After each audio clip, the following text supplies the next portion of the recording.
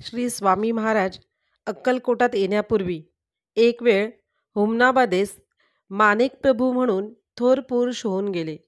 त्यांच्या भेटीस गेले होते. यावेळेस महाराजांबरोबर दुसऱ्या 2 मूर्ती होत्या. बाबा सबनीस हे अक्कलकोटचे राहणारे होते.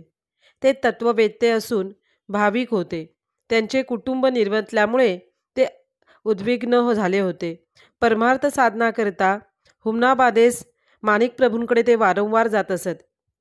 एकदा नित्याप्रमाणे बाबा माणिक प्रभूंच्या दर्शनास गेले असताना प्रभूंजवळ 3 मूर्ती बसलेल्या त्यांनी पाहिल्या. त्यापैकी एक श्री स्वामी महाराज होते.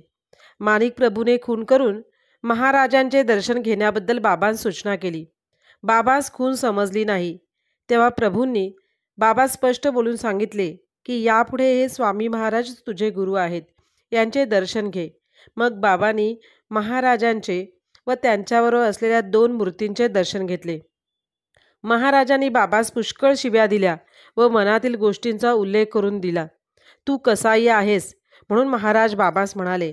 अक्कलकोट को जाओ, हम भी आवेंगे, असे महाराजांनी बाबास सांगितले.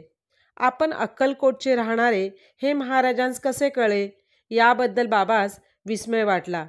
आपली आई फार आजारी असून जाऊ नको म्हणून वारंवार म्हणत असताना आपण निर्दयपणाने तिला सोडून आलो म्हणून महाराजांनी कसाई म्हणून आपणास हाक मारली.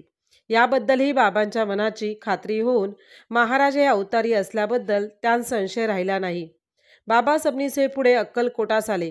काही दिवसांनी महाराजही अक्कलकोटास प्रसिद्ध झाले.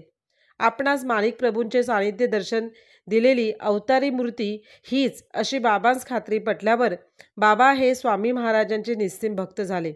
महाराजांबरोबर असलेल्या दुसऱ्या 2 मूर्ती मात्र पुढे कोठे दृष्टीस पडल्या नाहीत. ब्रह्मा, विष्णू व महेश मिळून दत्तावतारच झाला. त्याचप्रमाणे त्या त्रिमूर्तींपैकी स्वामी महाराजांचा अवतार अक्कलकोटात प्रसिद्धीस आला. श्री स्वामी समर्थ.